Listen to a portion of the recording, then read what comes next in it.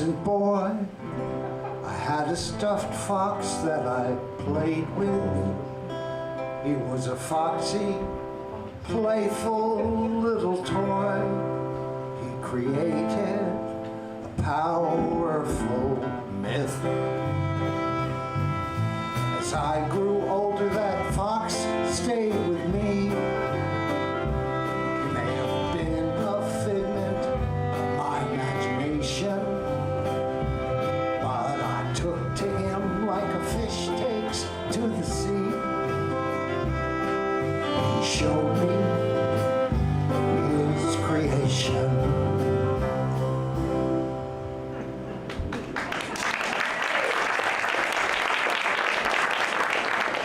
Elgin Mann was his name. I dare say none of you was born in 1900. That was 116 years ago. How many people remember the great-grandparents? Not bad, a few of you. I never met mine. We're gonna travel in our mind's eye to a place of yesteryear. The place where our great-grandparents used to live. 1925. And then, before you know it, we'll bring you back to 1950. Why those particular years? Elgin and Florence Mann. I got something to sell ya. He was the store owner of the Daylight Department Store in Maple Corner from 1900 to 1925. Then he bought this house and the barn you're sitting in. He was a young man and all, and just married to Florence, a nurse. They lived the store for a while, you know, like Artie and Nancy.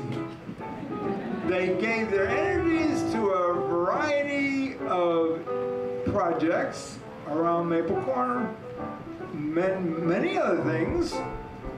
Elgin ran the Maple Corner Post Office. He's always got something to sell you.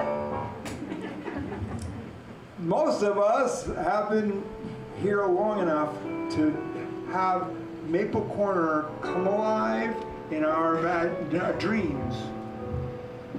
And I'll admit, I haven't seen Elgin Mann's ghost yet.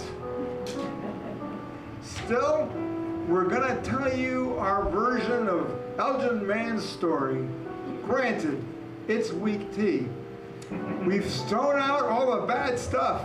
You know, alcoholism, racism, classism, and the flood of 27. We've kept the good stuff, like good marriages and hard-working men and women, sort of. And we made stuff up. Yep, we made stuff up. I mean, come on, our animals talk. We can proudly proclaim that most of this production is pure balderdash. In the 1980s, the callous occasional players made stuff up too. They created all roads lead to Maple Corner, a historically inaccurate, politically incorrect musical history of Maple Corner. And the show was a hit. People came from as far as Kent's Corner to see the show at the Maple Corner Community Center. The critics raved. The show made mention of Elgin Mann, but there was far too little about him in the script. And today, we're going to remedy that major lapse. With that, let's roll. It's 19 25 in Maple Corner, some people called it Maple Corner, Vermont.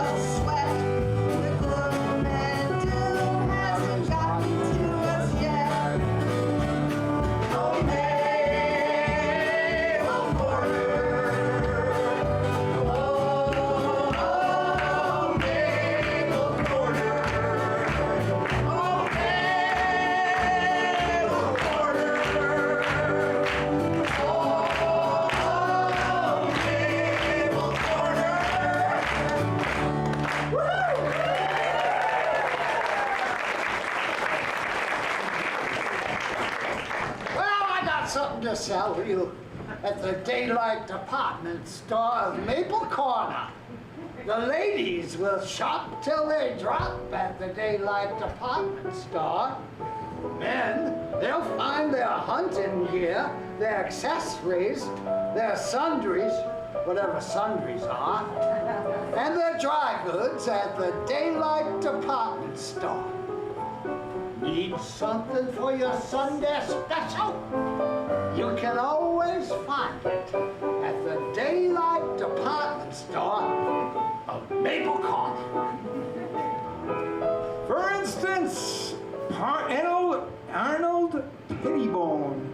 We thought it would be fun to create a villain, so we made up one.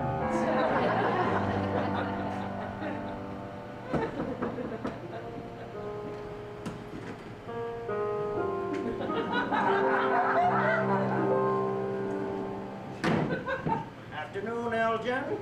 Afternoon, Arnold. What brings you out on a sunny, beautiful August afternoon like this?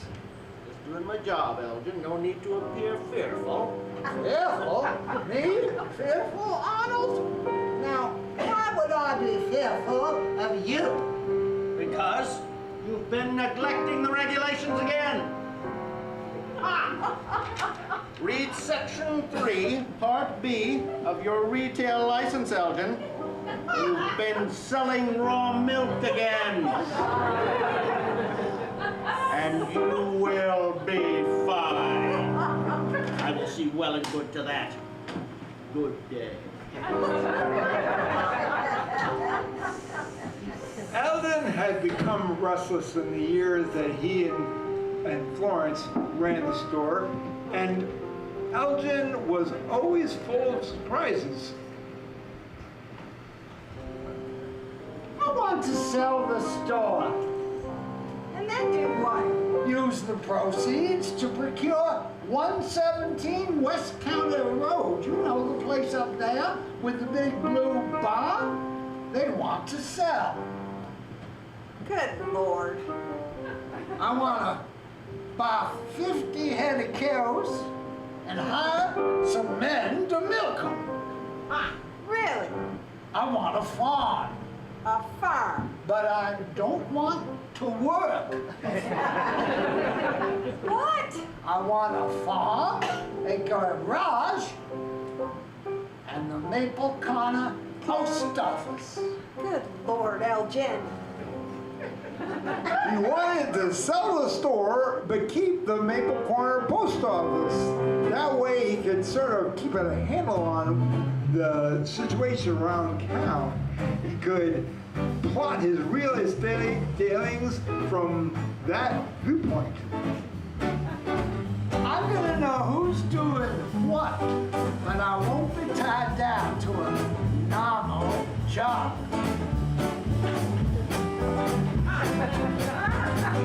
Be in charge of the post office, in his mind he'll make an analysis.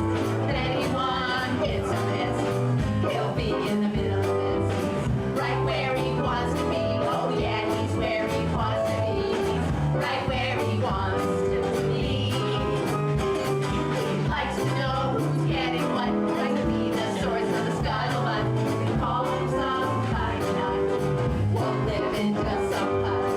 Right where he wants to be, oh yeah, he's where he wants to be. He's right where he wants to be.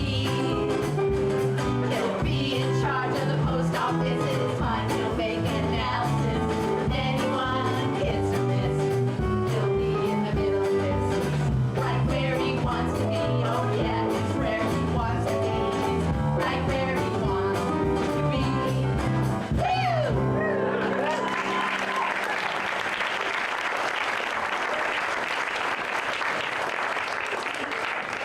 It was 1925, smack dab in the middle of the roaring 20s. It seemed anything was possible. To Elgin, Mann, the world was his oyster. Well, I just sold the store. How much did we get for it? I ain't gonna tell you how much he paid for it. How much? I just told you. I ain't gonna tell you. I'll just go down to the town clerks and look it up. Fine, go look it up. But you'll see, he paid a lot more for it than I paid for it. Then we paid for it. I paid for it. Then we paid for it. Hells bells. Bells, bells.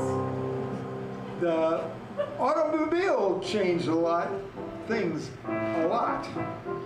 In 25 years, people went from being stuck out here to having a Chevy, starting it up, and being in Montpelier in half an hour.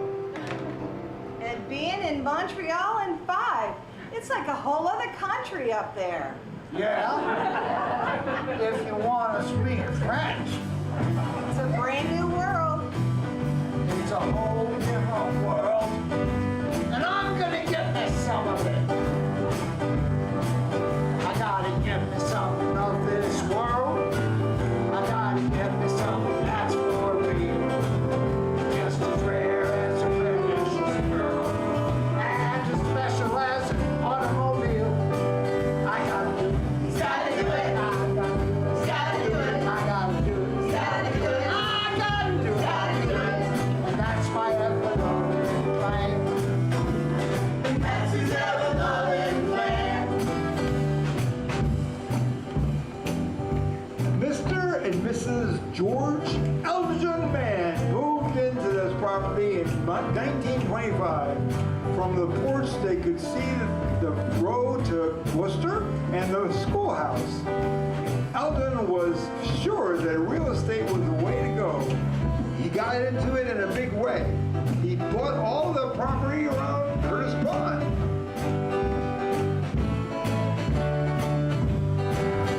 Curtis Pond, and that's the way I see it.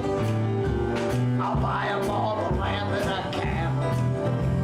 I'll go to a bank and get me some debt. And that's my ever-loving plan.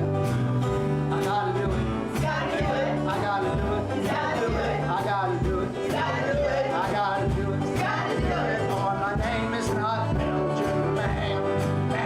Oh, his name is not Elgin Man. And that's his ever-loving friend. Man, that's man's ever-loving friend. Man.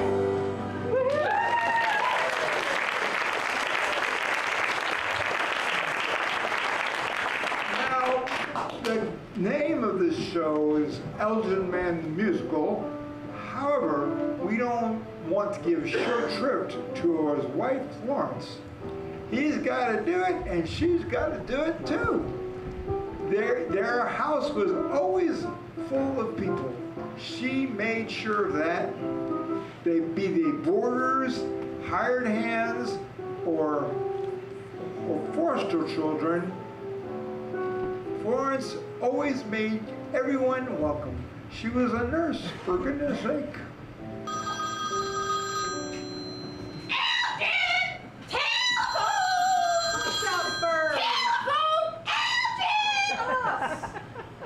Hello? Yes, this is Florence Mann. Well, hello, Mrs. Warmheart. Yes, I did hear about that. Those poor girls all alone now, both parents gone, and so sudden it's terrible. You want me to take them in? Well, for heaven's sake. Well, of course. Yes, of course I'll take them in. No, I do not need to speak to Mr. Mann. No, I'm quite sure. I don't need to speak to Mr. Mann. When would you like to bring them over? Today. Well, all right then. I'll talk to you soon. No, I don't need to talk to Mr. Mann. Goodbye. Who was that? Mrs. Warmheart, the social worker. She has girls. Mrs. Harmwood, she has girls. What does that mean? Poor homeless sisters, parentless youngins. And We will shelter them. We'll have daughters. it'll be a cold day.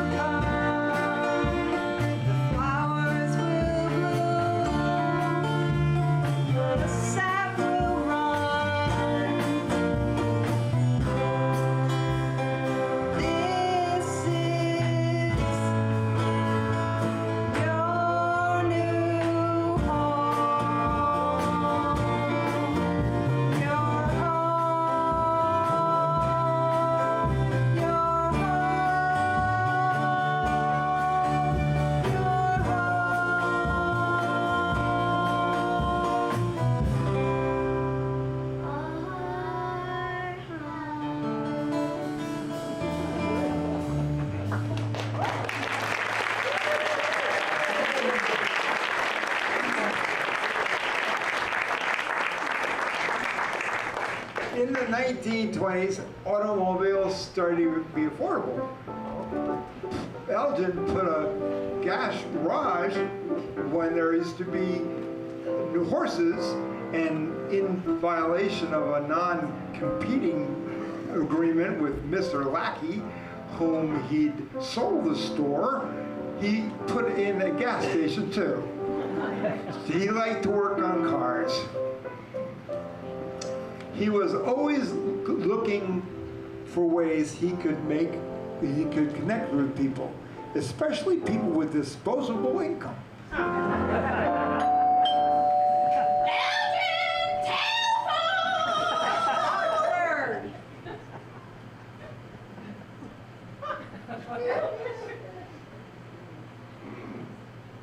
Well? You want me to get the door? Oh, no, I'll get it. Woman, you get it. Well, hello, Mrs. Kent. Hello, Come in. So nice to see you.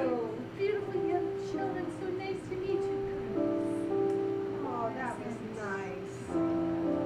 Mrs. Mann, the Society for the Preservation of the Daughters of the American Way is meeting Wednesday at 7 p.m. at Kent's Corner. Can you make it? I'll check my calendar. I should be able to. The girls are old enough to look after themselves.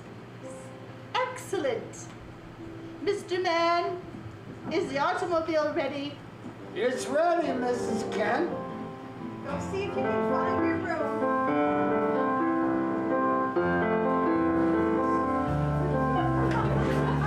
Four wheels and a motor. That's all we need to get around. It's the funniest thing, but I feel like a king. Come on, let's take this baby into town.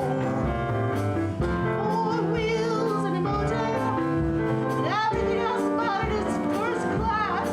But I'm going to know it again. Bring it on. We get one place to eat and get gas. It used to take hours to get to Point B.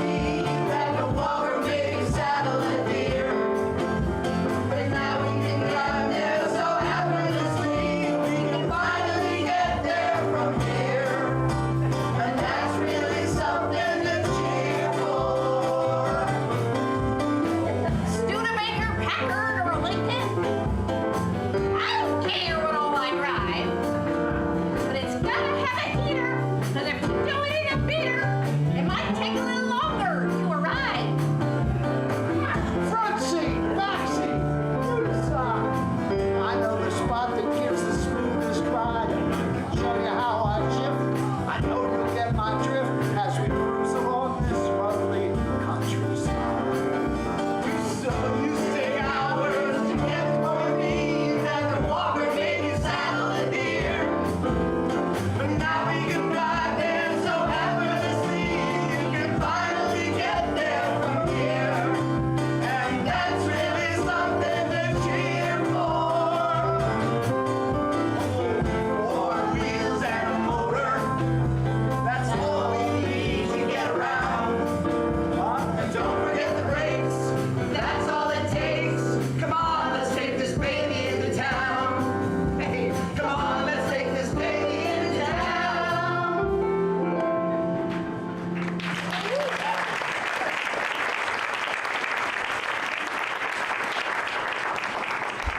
One of Elgin's major triumphs, at least in the eyes of Florence, was his acquisition of a parrot, and that parrot could talk.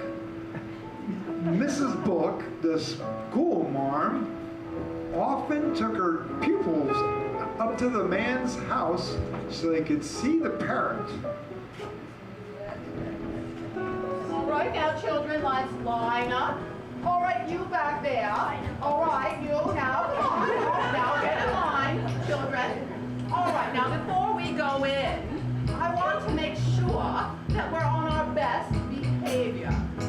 I particularly mean you, Stanley. All right, I don't want to hear of any bad behavior. Now follow me. We'll be on our best behavior. We don't even wanna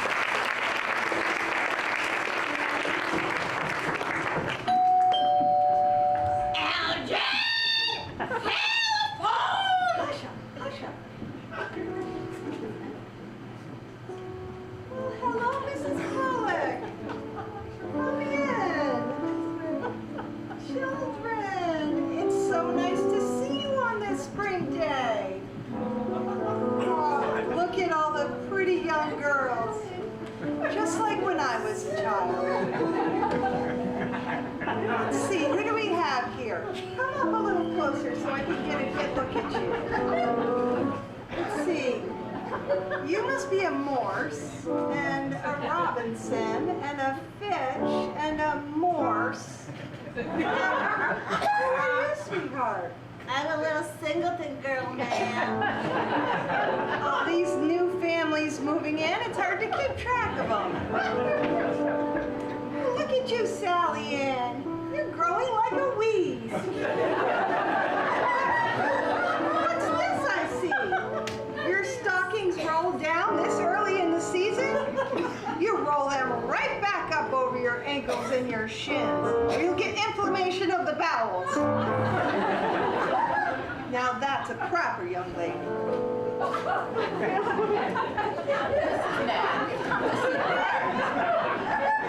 Well, you've come to the right place. Elgin, they've come to see the parrot. Well, stump my feathers. Here's the parrot right here. Well, what does she respond to? You got to prod her.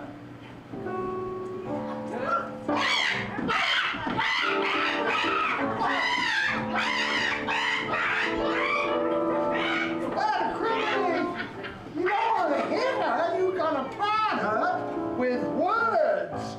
Does the parrot want a cracker?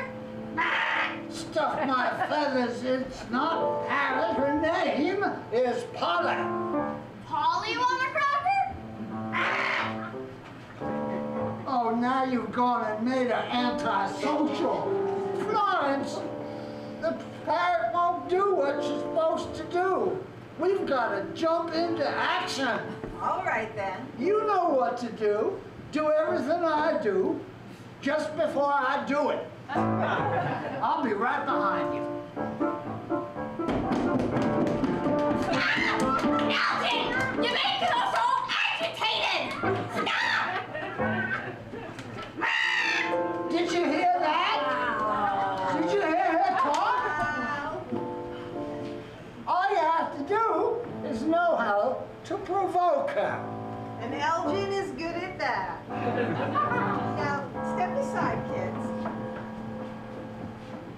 Line up if you want a piece of candy.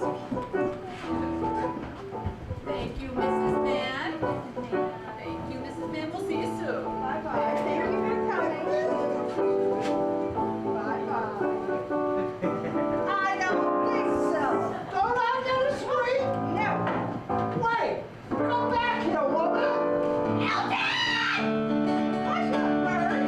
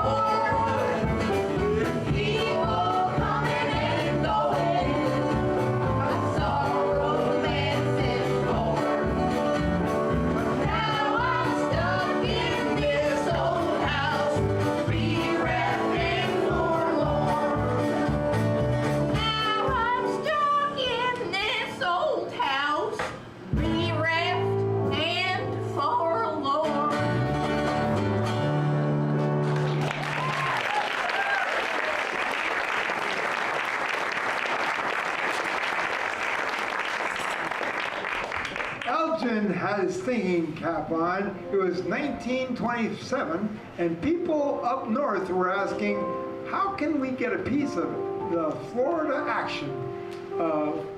Railroad car could get you there in 3 days. Heck, only a week with an automobile.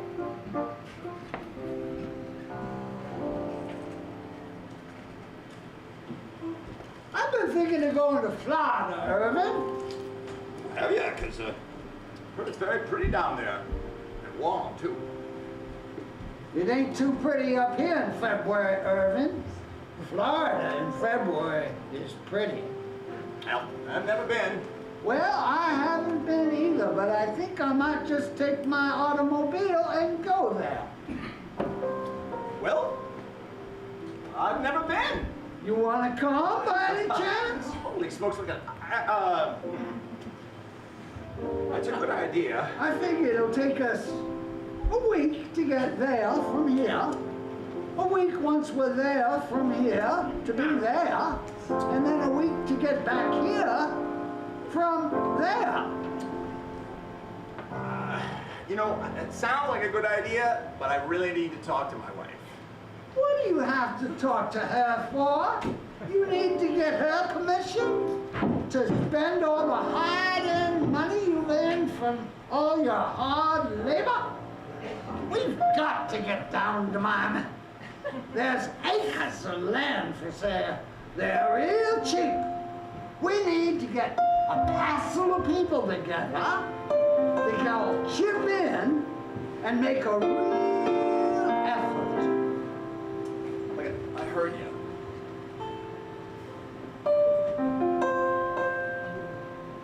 Florida, where the warm beachfronts beckon. Florida, we can buy some, I reckon.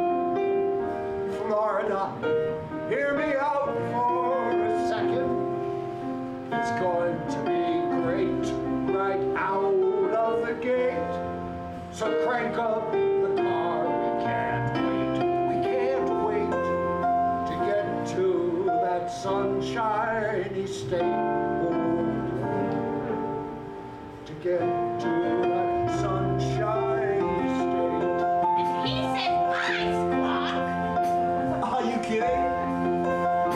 I would just love to go, but I need to get my sweet Nellie's song to say. So if we left without telling her, that would be low.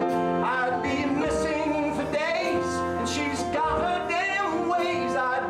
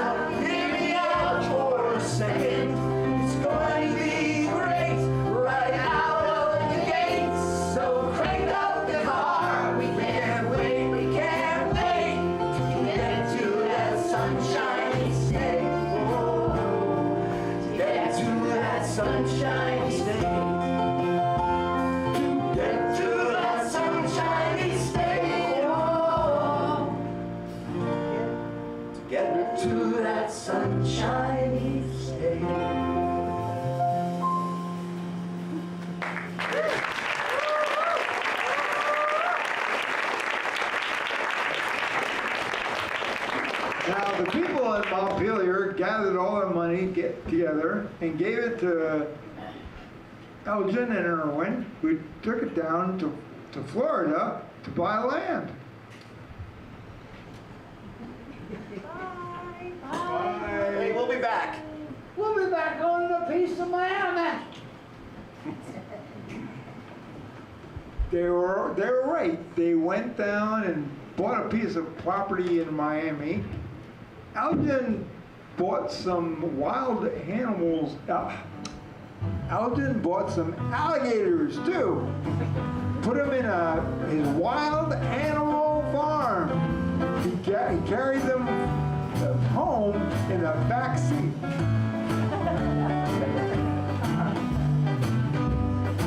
What are they doing back there? They're not there yet. Oh, don't worry, Jim. I'm waiting for the turnaround.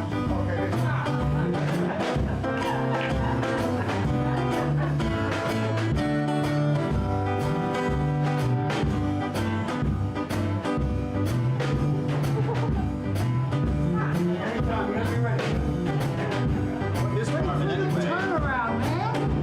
Hey, what do you think farming is anyway?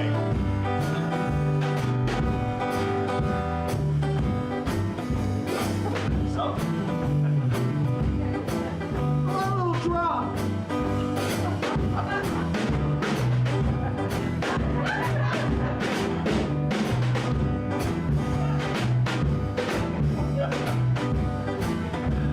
So what is it, baby? Farming's hard work, everyone knows. Cows, chickens, and pigs everywhere.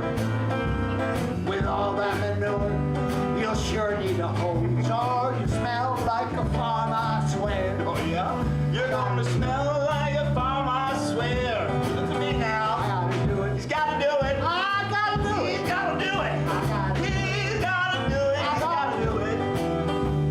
And that's my ever-loving kind. Oh, that's his ever-loving. I put the animals behind a fence where the wild ones can do no harm. Yeah, right. These alligators will help pay the rent. And I'll keep calling Man's Wild Animal Farm. They're called the Man's Wild Animal Farm. We're gonna do it again, baby. I gotta do it.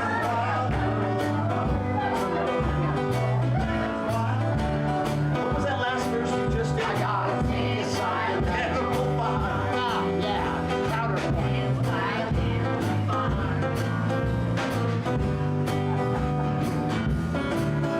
Oh, Man's Wild Animal Farm. They're called Man's Wild Animal Farm. Man's Wild Animal Farm. I gotta think of something brand new. Something city folks would think is rare. Now give it to me. Get some people to give me some dough. About time. For a glimpse of a fox or a You gotta bear. be kidding me. Just I got for it. a glimpse of a fox or a bear. I gotta do it. I gotta do it. He's gotta do it. I gotta do it. He's gotta do it. I gotta do it. He's gotta do it. Gotta do it. He's gotta do it. He's gotta do it. That's my ever-loving plan. And that's his ever-loving plan. Man. That's his ever-loving plan. Man. I'll put the animals behind a fence where the wild ones can do no harm. These alligators can help pay the rent. And I'll call it Man's Wild Animal Farm. Oh, yeah! He called a Man's Wild Animal Farm. Yeah, yeah. I gotta do it. He's got to do it. I gotta do it. Again, he's got to stop doing it.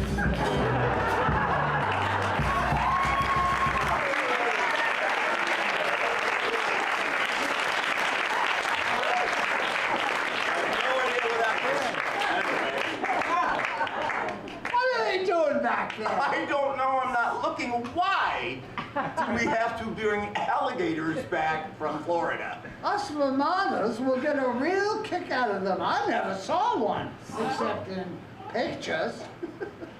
Oh, here's a hotel. Oh, thank God. Okay, the alligators are going to stay in the car. What? The alligators are staying in the car. Oh, They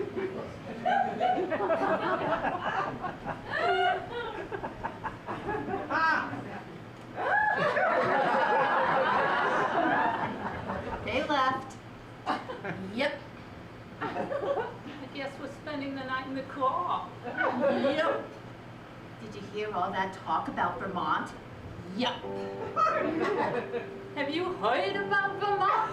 Yeah. Did you hear how cold it gets? Yeah. We're gonna freeze to death. Yeah. Yep. Yeah. We're gonna die. We're gonna die. We're gonna die in Vermont. We're gonna die. We're gonna die. We're gonna die in Vermont. It's -5 when the moon is out in January, and the pond is frozen solid. We're gonna die. We're gonna die. We're gonna die in Vermont. We're gonna die. We're gonna die. We're gonna die in Vermont. Beneath the surface of the water, it's 34 degrees. Too cold for us. We're gonna die. We're gonna die. We're gonna die in Vermont. We're gonna die. We're gonna die. We're gonna die in Vermont. In Florida, the coldest water is 50 degrees. You do the math. We're gonna die. We're gonna die. We're gonna die in Vermont. We're gonna die. We're gonna die. We're gonna die in Vermont.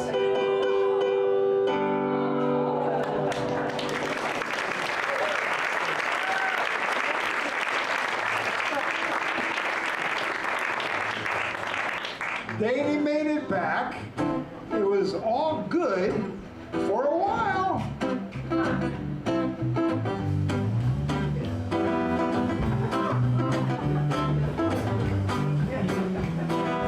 I don't think that gators should be in somebody's bath. Not in the tub and not in the shower stall. You get those critters angry and you're gonna feel their wrath. I think I'm giving Mrs. Fitch a call. Mrs. Fitch will know if it's a thing that people do.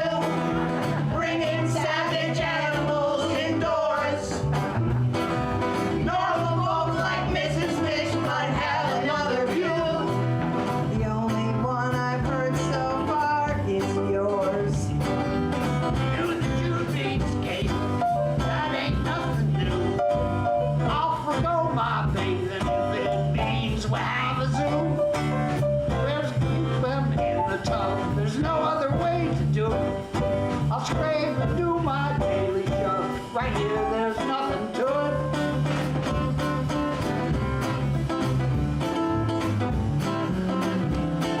I will not have those reptiles lurking in my water closet. It's bad enough I share the room with you. Imagining the mess and stuff they naturally deposit. I wonder if you even have a clue. Mrs. Fitch will know just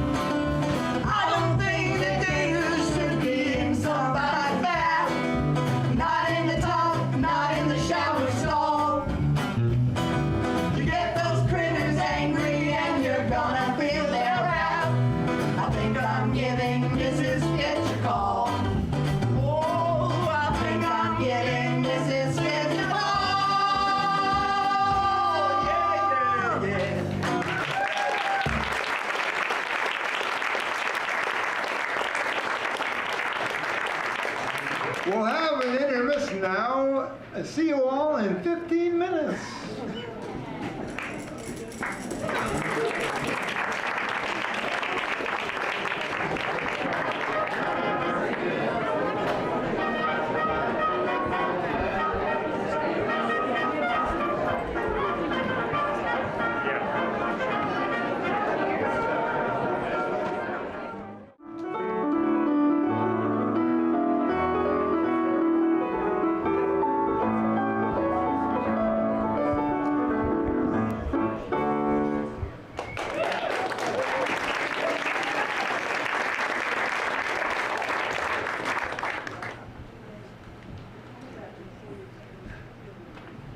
Unfortunately, the Great Depression was just around the corner.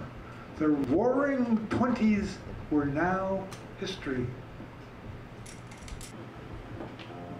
I got us a couch today.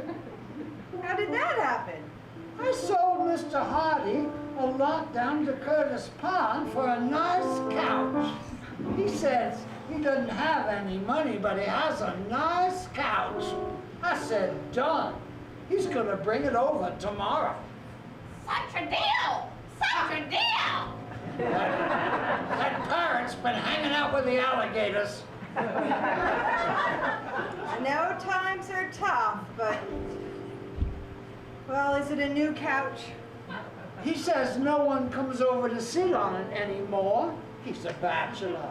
He's building a house down to Curtis Pond. He won't have room for the couch there. So he says he'll bring it over tomorrow. I asked you if it was a new couch, Elgin. Is it new? Sort of. How old? It's 10 years old. I gotta get to the post office. Elgin! I'll see you later. Oh. You think you've seen it all, then there's something else. Never dull on Curtis Pond, it's always something else. I know I promised I would cherish and obey. In my heart of hearts, I'm sure we'll be okay. Trading land for furniture, I'd rather that it sells. So then I guess it's something else. I don't know what to say.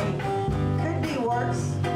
We still have land around the pond. It could be worse. He has another man who wants to pay. I'm just grateful for another day. He always finds a way to fill the purse.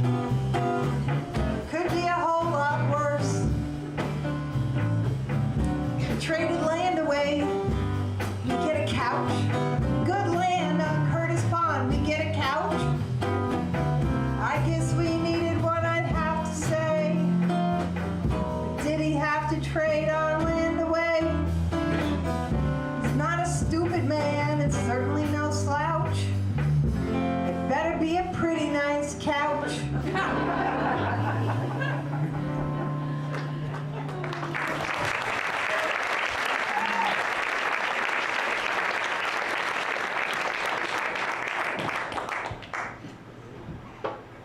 Man, everything is losing money. I know. Especially the land in Florida. I know. What do you suggest? We bought it the worst time ever. Mrs. Fitch is gonna have to wait a long time before the real estate market to come back to where it was. Not to mention everybody else. I know. We did buy it the worst time ever. We should probably sell it. Oh, heck. Well, what does the Boston Inquirer say about it? The Boston Enquirer says it's an economic crash. I'll say. Yeah.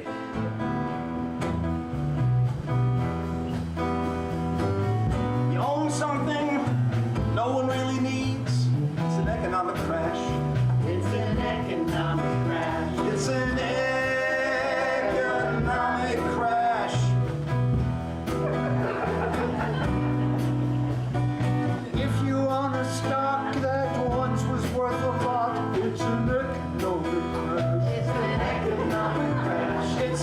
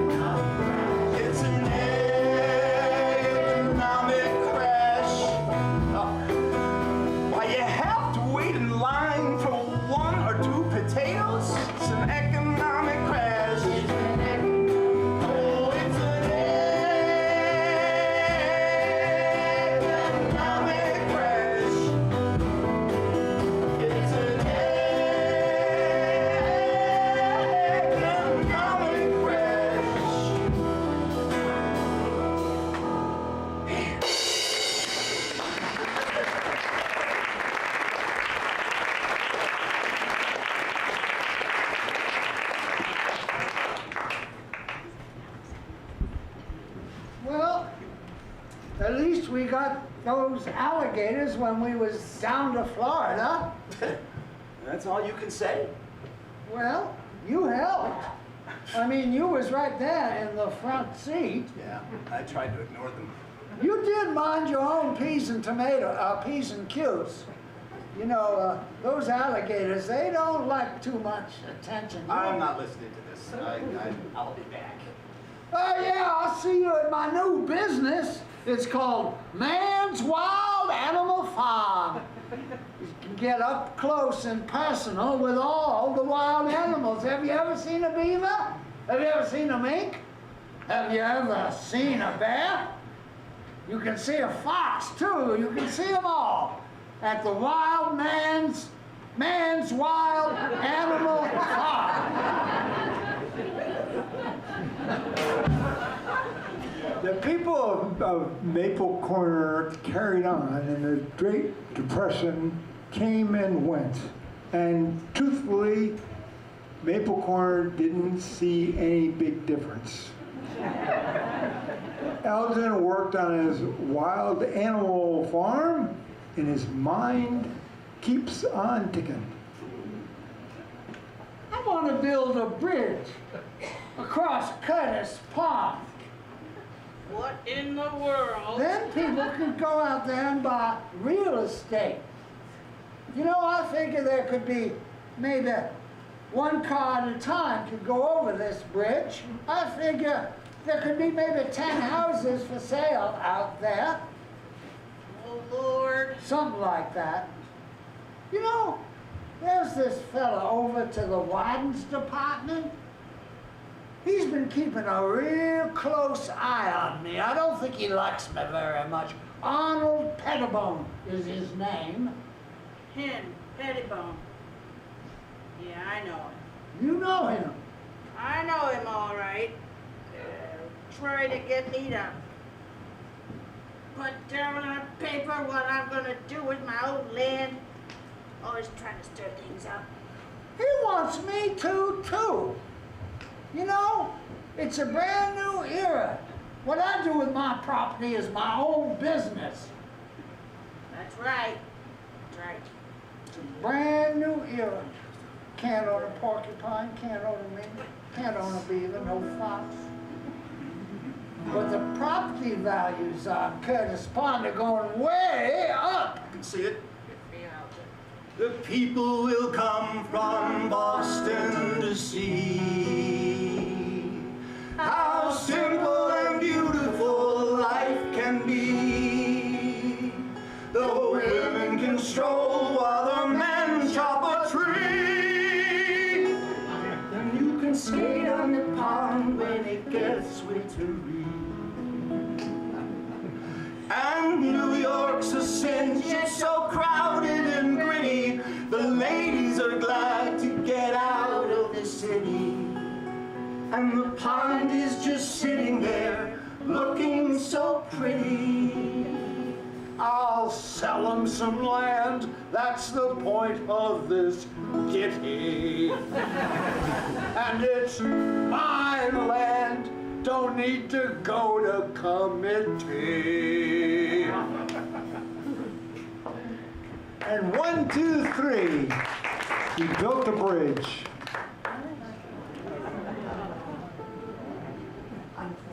The bridge to paradise. Yes, indeed. Step right up, ladies and gentlemen. See the new bridge to Curtis Pond. I put markers where all the houses will be. You can put your little house right where those markers are, and then sleep until noon on your Saturday mornings, and then take your grandchildren across the bridge to Curtis Pond. Now I want you to walk across that bridge. Come on, be the first people ever to walk across the bridge. Be the first on Curtis cross Pond. my bridge. And marvel at what I have done with space. Get about biking or hiking the ridge. In the summer, the pond is a wonderful place.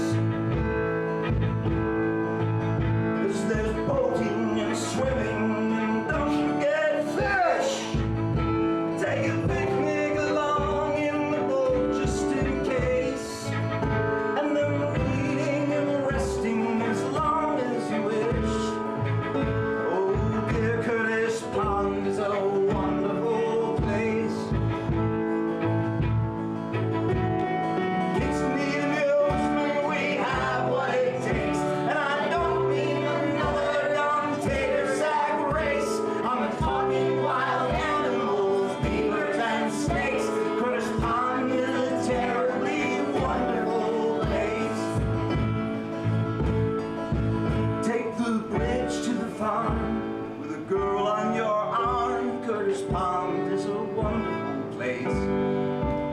It's a terribly, awfully, horribly, wickedly, wonderful, wonderful place.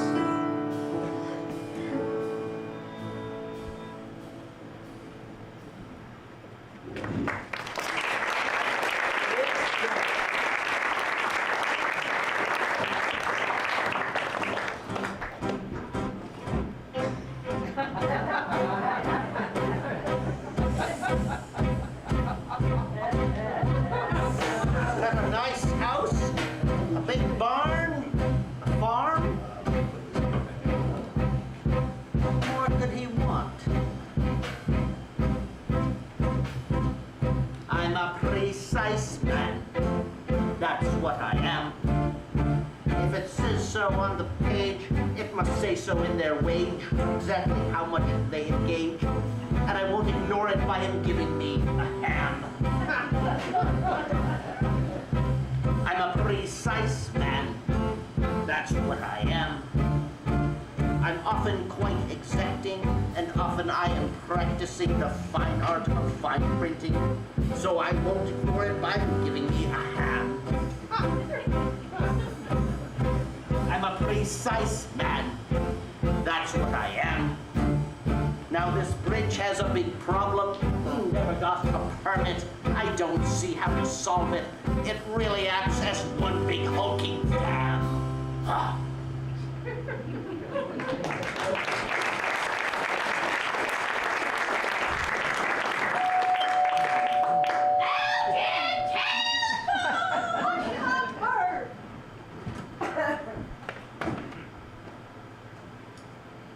Good afternoon. Afternoon. How unexpected it is to see you, Mr. Pettibone. I was just passing by and I thought I'd see if you were around. You could see me through the windows. Yes, of course. Well, now here you're making a mink farm. Pretty, huh? Mrs. Mann will have a new mink coat as soon as I get to sew it. Yes, well, that would be nice, I'm sure, but you've got to get your paperwork in on schedule. Paperwork? It's important. Oh, it's important, huh? Well, you're impotent too. And I've got to be going pretty soon, so bye-bye. Bye-bye. But don't forget to get your paperwork in on schedule. Yes, indeed. Bye-bye. Mr. Sorry Pettibone. about the hold-up about the bridge, but we've got to look at it very carefully for it to be legal. You understand?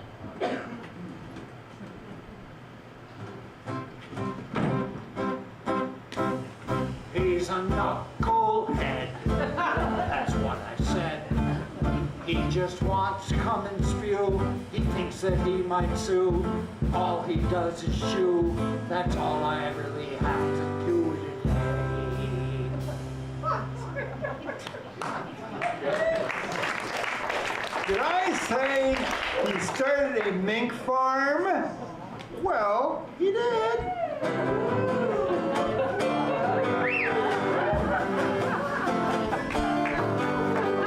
You're the mix and we're here to say you want attention, here's the only way.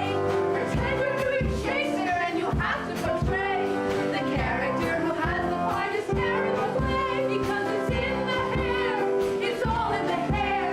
It's really only all in the hair. This fur we're flaunting is without a flaw. This silky sheep against the law. The boss is very jealous of the crowd we draw, and all the other animals are just in awe. Because it's in the hair, it's all in the hair. There's no two ways about it, and now we're going to shout it. It's absolutely, positively all in the hair.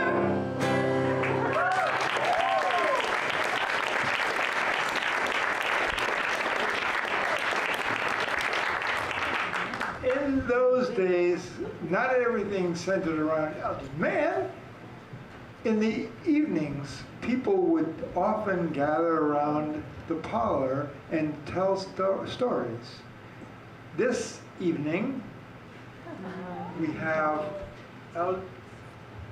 June Morse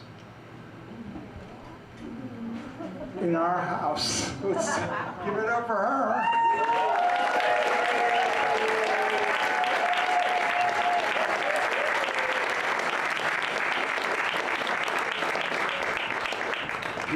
She's gonna some stories.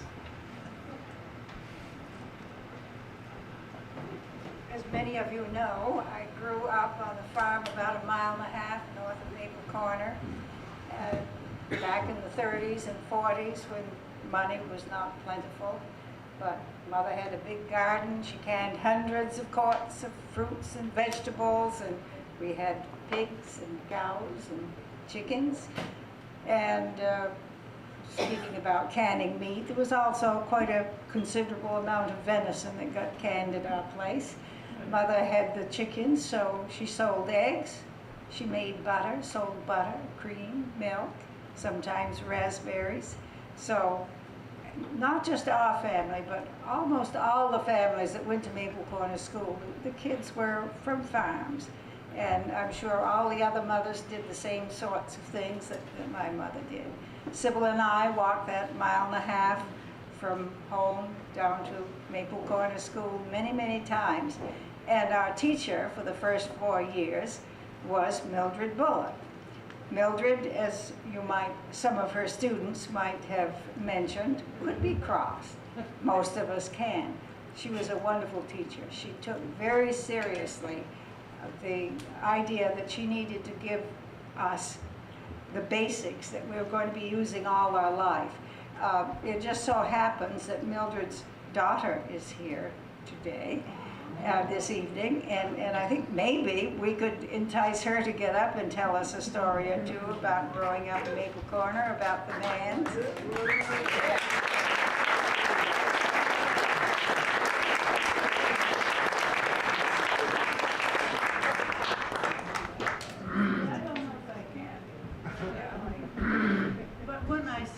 When Jeff first came out, that hat, it reminded, Elgin wore a hat similar to that. And he walked like this, always trying to get there a little He was always in a hurry, yeah. Yes. Yeah. And Florence also. Well, yes, there was always something to do. Yeah, I mean, there was a lot to do. And she did it. They both did. He had the inspiration and the imagination to create all sorts of situations, right? Well, I don't know about that. I don't know if Elaine was a fan of Elgin's. Oh, yes. Oh, you. Oh, yes. Everybody liked Elgin. Yeah, he was very pleasant man. Everybody liked him. And when I was in high school, I worked in the store, and he'd come in, and he hadn't been very well, and he came in the store one day, and he said, "Well, where do we go from here?" We didn't have an answer. And one thing about Flossie, she made, they always had a lot of cats around, and every morning she made Johnny cake for the cats. Well, one morning she couldn't remember how to make Johnny cake. So that's why I have recipes stuck up on the cupboard door. You never know when that day will come. Yeah, they were great people. Everybody liked them. Yeah. I don't know if there's anything else I don't know. Well, I'll talk a little bit about the animals, and they really did have all those animals. The backyard out here was fenced in with a tall fence, and there was a whole herd of deer out there, which we could see when we were walking to school. So there were the deer, and I don't know how Elgin managed to get them inside that fence, but he did. He was a creative, imaginative sort of person, I think. And sometimes, did you think of something else you'd like to say? Okay. Sometimes we'd sell seeds in the spring. I suppose we raised money for books or something like that. And there was always a rush to see who could get to to the Manns first, because if we got there and got in the house, we were going to see that parrot. And here the Polly want a cracker? Telephone, Elgin. Elgin, telephone. Susanna sounds just like him. So, there were the deer. There was the parrots. I never saw the alligators, but I have no doubt that they actually did come out of the back of the car from Florida. And the animal that was most intriguing to me was the bear. I mean, it was so huge. I was not quite as tall then, and the bear, I'm sure, was twice as tall as I. And seeing that bear stand on his hind legs, drinking a soda, that's a treat I will never forget.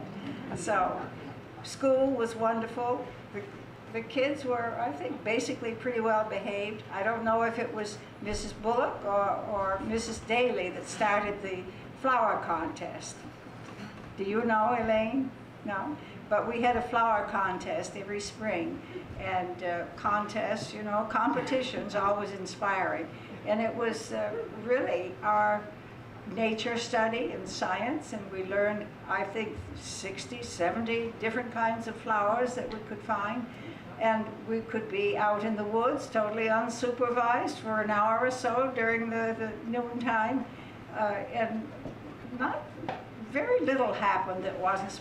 I do remember one incident. Lucille Graham and I were out at the sugar house way out in the woods, the Fitch's sugar house.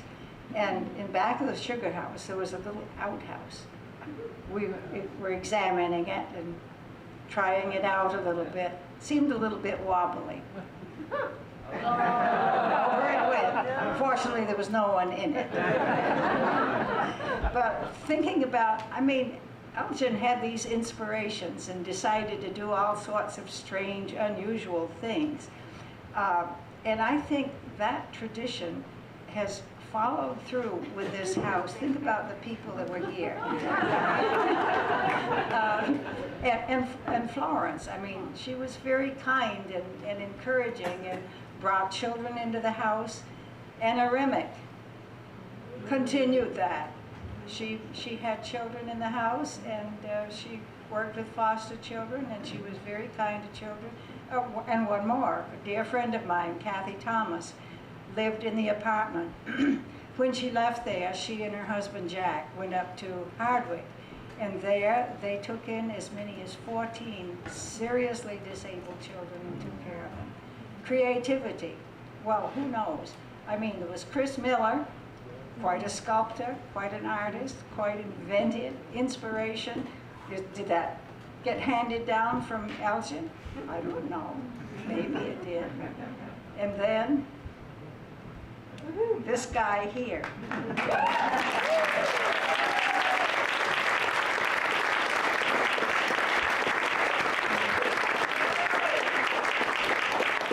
Inspiration, imagination, and the courage and conviction and energy to pull it off.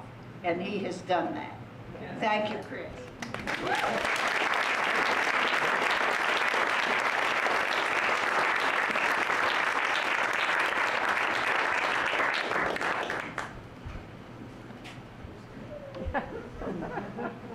Good afternoon, ma'am. What can I do for you? I saw your ducks out on the pond and I'd like to buy one. How much? I'm sorry, those ducks aren't for sale today. They're too hard to catch when they're swimming so frantically to avoid the alligator. But I think I got good news for you. What day is it? Thursday? Thursday? I'm thirsty too. Let me sell you a glass of lemonade for 10 cents. I said Thursday. Oh, Thursday? Well, I was confused by the way your New Jersey accent is overlaid with your attempt to sound like a Vermonter. But Thursday is Goat Special Day. You could buy my goat for 50% off. Today only. Normally, $12. $25. Today, you do the math, $12.50. I'll take it. Keep the change. Oh, thank you so much. You'll find the goat right over there. Just pick it up and enjoy. Anything for $1. Well, not anything. He makes his stand on certain points.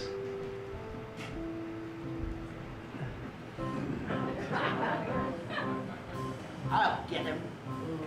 Imagine, he put alligators in Curtis Pond. He's got a pet raccoon, a whole lot of deer. They're his pets. Virginia ran out of deer, so Elgin Mann called the warden of that state up and delivered 50 deer to him. He never called any official up here. Imagine.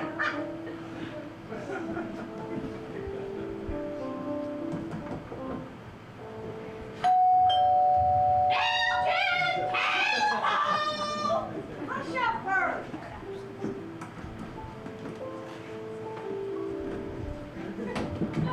What can I do for you? Well, it has come to our attention that you have delivered Vermont deer to Virginia. Well, they got none and we got plenty. That's not the point. They got none is the point.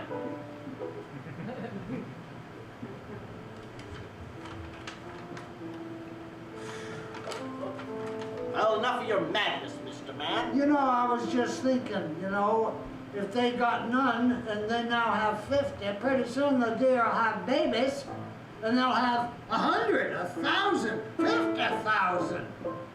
Which reminds me, what do you get when you cross 50 deer with 50 hogs? I don't know. $100,000. You forget the proper forum is the Vermont Wildlife Agency. Who are they? Who are they? Yes, who are they? They are the agency for wildlife. Anytime you trap or shoot or move a deer across a state line, you need to report it. I did not know that. Well, that's one of your problems. That's one of my problems, eh? Let me show you another problem I have. All right, I can look at problems. I can always look at problems. Well, come right this way, please. Down here? Yes, down here. Yes, keep coming now. Make any steps? Yes, they're a little bit old and varnished here. Well, there's not going to be a problem here. Now, when you come over here, watch out for that water trough. I don't want you falling in. And I won't want you to Go with Mr. Mann. Don't kick the bucket. Come on, let's go. It's just a little way further. Yes, indeed. Come through here. We're going to go down a few steps down into the dark. Don't worry. It's over here now. Yes, See what the problem is yet. you're going to find out. It's right over here. Look. Yes, it's over there. Where? Right there. Who's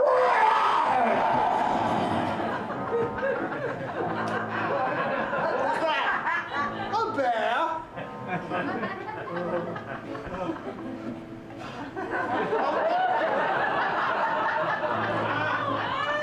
He's real easy to get rid of, I've discovered. Just show him the bear.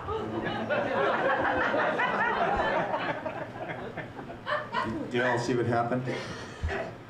I didn't even do anything. People are so weird. I mean, it's something that really actually freaks me out because they're always like, "What? What are you?"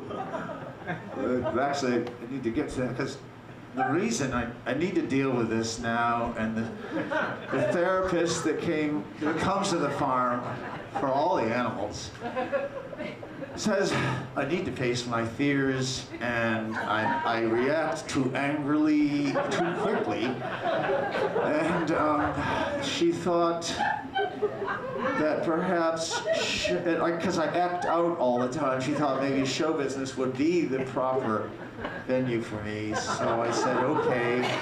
And I got an agent, and it's weird because like right away I get this gig in Maple Corner. I mean, I live right around here, so that was pretty good. So I get that gig from it, but I want to, he says it is going to be like a really big show, and I look at who's in the cast, and I think I want in, so I audition. I'm the only bear that tries out.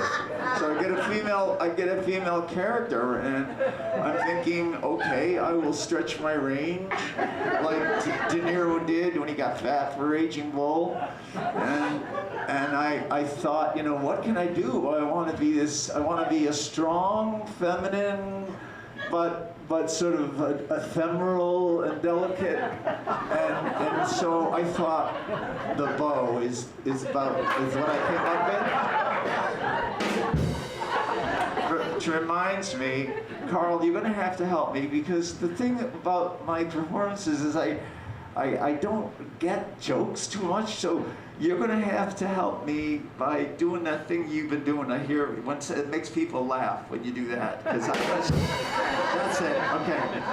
Oh, by the way, this is Carl Miller, everybody. I don't know if you had a chance to skate on the skates tonight for me. And of course, the lovely Sid Morse, keeping us all honest. One of the many Morses who are still just swirling languidly in this hypnotic halcyon, this creamy maple vortex of idyllic Vermont. And then his mom, they're always together, you know.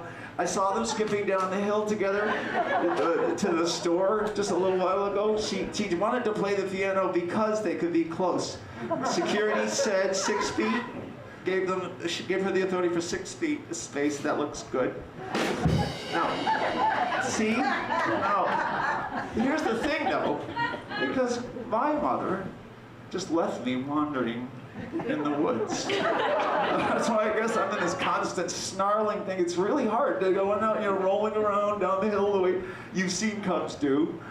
And I look up, oh, you see what I did? You see what I did? It's like, she's gone. And I thought, wow, no wonder I'm so messed up. So then I started to, so I thought of some jokes, and this is the one that came to me. You might have heard it. I don't get it, and it's real. I haven't done this now. Oh, by the way, I'm Sally. I'm Sally the Bear, and I'm really happy to be here for 3 great nights at the Blue Barn in Maple Corner. This is my last and final night. I've seen the script, believe me, I'm not sure I like where it's going. But the thing is, I want to do this for you because I have to face my fear. People freak me out, and I'm going to tell you a joke, okay? I don't get it. It's about the 2 muffin joke. You might have heard it. I'm going to do it quickly. 2 muffins in the oven. One says it's getting hot in here, which makes sense to me. Then the other one goes, talking muffin. A talking muffin, and then that's it. And I feel like it doesn't really get into the deep thing, you know, that sort of, what do you call it? It's like the critical event that we mean that life is. I mean, where is the humor in that? So I made it a little bit different. I thought I'd make it like brownies, and I decided, I've done it a couple of times. It seems to be pretty successful. I want to make them pot brownies tonight. So they're in the oven together, and then of course the first one has to say the line because that's how he sets it up. It's getting hot in here, okay? The other one says this time, I am so baked. And so then the other one says like, what? Wait a minute. Did you say something? And indeed, he had said something. And so they talked well into the night, and they got really close. They found out that some of his mother was from like a Midwestern mill, and some of the walnuts were from Georgia, and he had some walnuts that were from Georgia. And they became really, really close, and then they faced this incredible existential dilemma because, of course, They're in an 8-inch brownie pan, and they're gonna have to get cut up. And who's gonna go with who, and what is gonna happen? And it just becomes more than I can stand. So then, and here comes the punchline. And so then, who comes in? People. A person comes in with a knife and just like cuts it all up, and like, that's it. Carl? So, thanks a lot. Thanks a lot about that. Now, yeah. So, you know, people. I hate people. Are there any people in the audience tonight? I see some hands. Okay, I don't know what I'm dealing with here. But the thing is, Elgin's okay. He does a lot for us. He got me a therapist.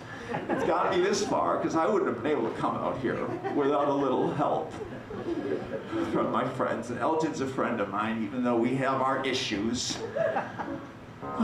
And I do want to get serious for a second here, if you'll bear with me. Carl.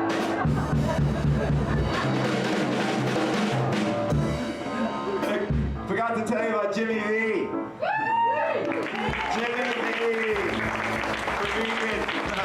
Yeah, he's not undressing me with his eyes looking at steaks, because he doesn't do that kind of thing. Not a hunter. Thank you, Jimmy. Me and most people, we don't get along. Most people just don't understand me. They think I eat humans. They got it all wrong. I only eat the stuff that they hand me, of course. Now, I'm a big gal, and I do like to roar, and if I get hungry, I'll show it.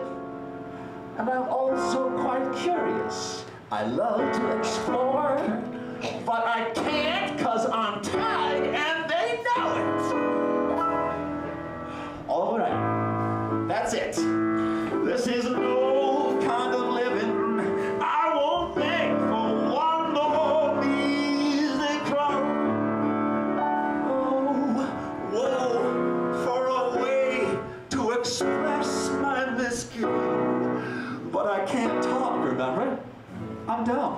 Oh, Carl. I know what I'm going to do.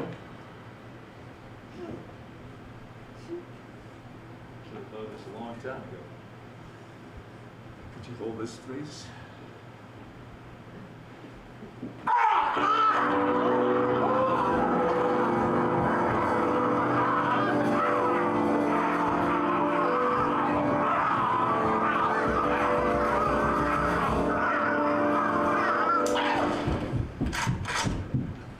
Lost my bow. Oh.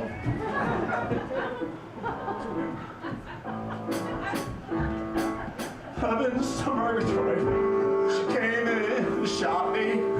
Don't think that we'd even met. Oh, we're gonna hurt him. Oh boy, she sure got me. Oh, I'm as God as one shot could get. Oh, she came waltzing in with that gun.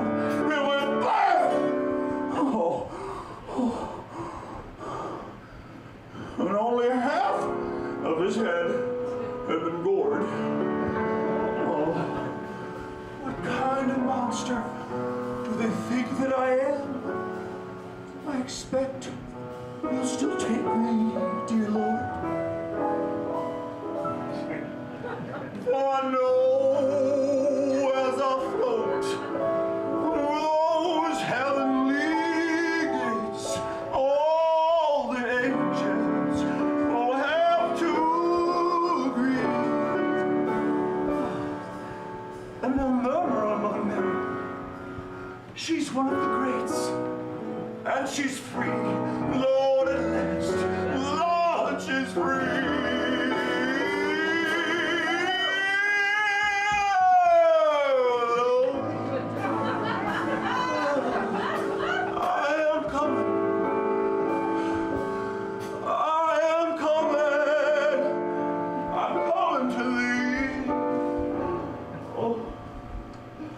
Love.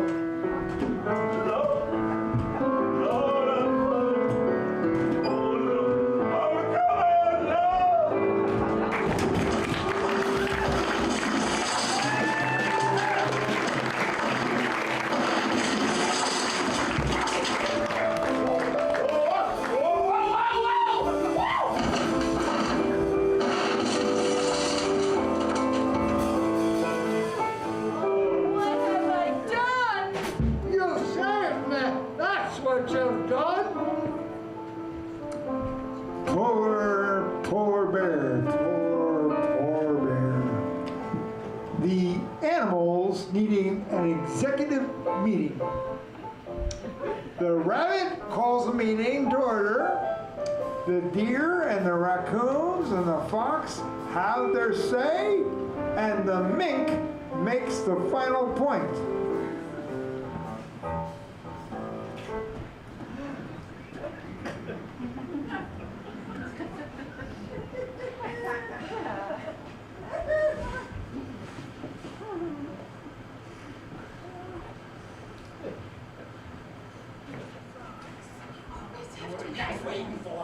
Wait for that stupid fox.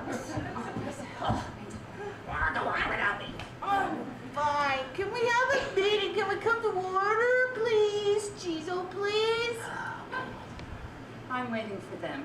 They're so very rude. I want to know how long I have to live like this in a cage, like a pig. Because let's face it, we live like pigs. No offense to pigs. Can I say something? Nobody likes to live like this. Am I right? Maybe. Sure, maybe. When my fence is secure and it's big enough, I'm all right. They're leaf eaters. What can you say? Well, I want to be free. Don't you? I want to walk on the mountainside. Oh, don't you? Just have a moonshine stroll. Don't you? And then get in the chicken shed. Oh, yeah, that's what I want to do. He's going to get me. Disgusting. I do. I'll say it openly. I do.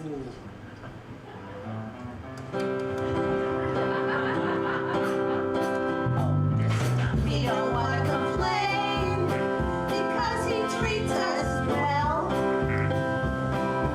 We don't want to cause pain or to dwell. We don't want to strain or sound an alarm bell. We want to maintain our version of a hotel. Well, we want to complain because he keeps us against our will. We live under a chain. Oh, we live under a chill. It's totally insane. We're going mentally ill. And it's against the food chain to give us stuff we can't kill. You think you have problems? Listen to what man gave us.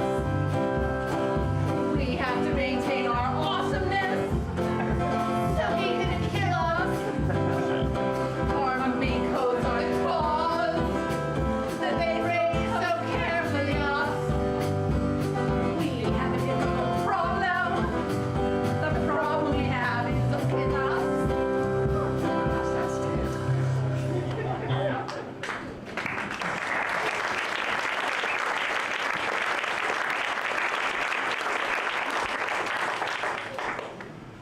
Elgin had one more scene with Mr. Pettibone.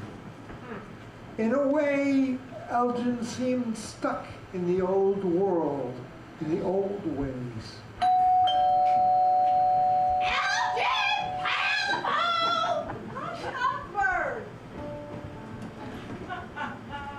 Hi, Elgin. I'm afraid the game's almost over. What do you mean, Mr. Well, Pettibone? you're gonna have to shut down Mann's wild animal farm. There's a new agency that deals with such things. They're gonna shut you down. That's a damn shame. Well, not if you like wild animals truly wild. Well, I think it's a damn shame. Can't own a deer, can't own a porcupine, can't own raccoon, can't own a fox. It's a different Vermont. It's a different world. It's a different Vermont.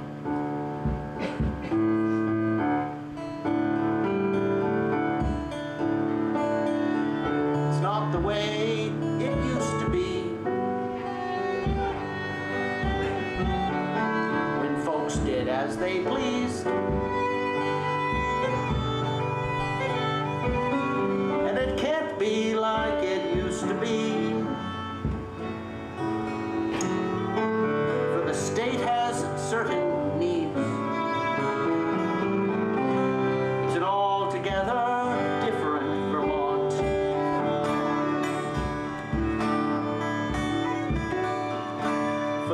bear and for the porcupine. They need an open space, and they need to be with their own kind. And the court ruled on that case. It's an altogether different Vermont. It's altogether, altogether, altogether, altogether. It's an altogether different Vermont.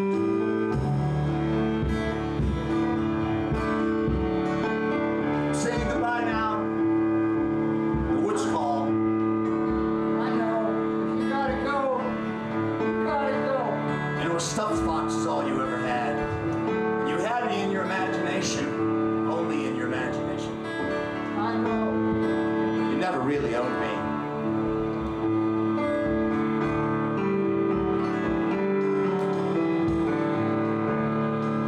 I had a dream that every friend on Elgin's wildlife farm was enchanted by the story's end. And no one came to harm in an altogether different Vermont.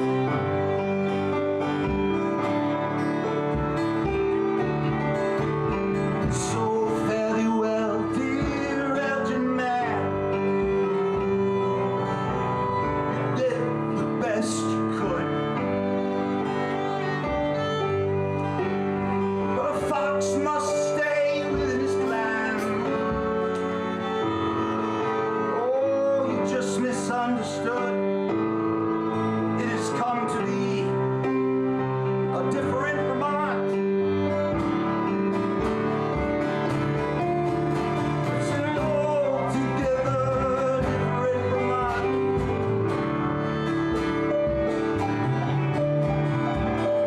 Altogether, altogether,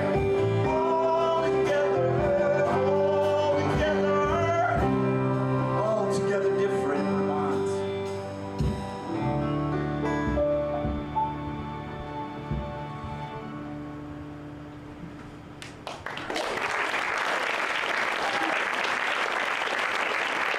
It is a different Vermont.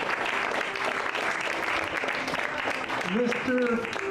Hedgehog was right. It was 1950. The thruway wasn't in yet, but it was bound to happen. There were agencies popping up everywhere, and the fox finally made his escape.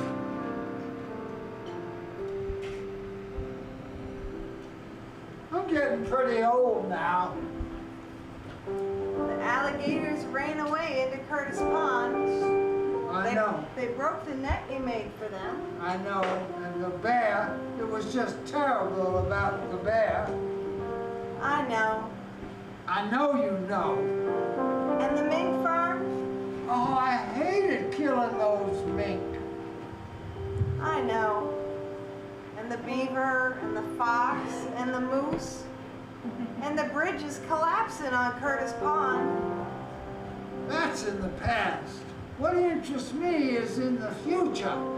I ran the Maple Corner post office so I could know who was getting a lot from whom. I buy and sell real estate so that maybe someday Curtis Pond and Maple Corner will become Atlantic City. It's Maple Corner. Okay, Maple Corner City. Good Lord. Well, who can tell? Who can tell? It's a new era.